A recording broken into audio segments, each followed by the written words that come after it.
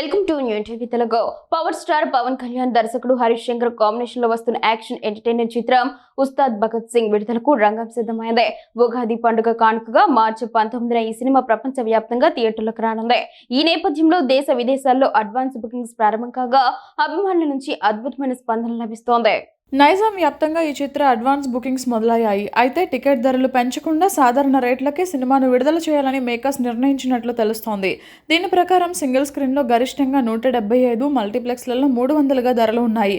మరోవైపు ఆంధ్రప్రదేశ్లో మార్చి 19న తెల్లవారుజామున ప్రదర్శించే బెనిఫిట్ షోలకు 500 టికెట్ ధరకు ప్రభుత్వం అనుమతినిచ్చింది.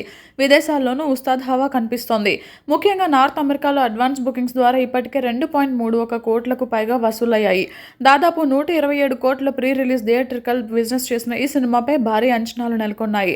శ్రీలీల, రాశిఖన్నా హీరోయిన్లుగా నటించిన ఈ చిత్రం మార్చి 18న నార్త్ అమెరికాలో ప్రీమియర్ షోలతో సందడి మొదలుపెట్టనుంది.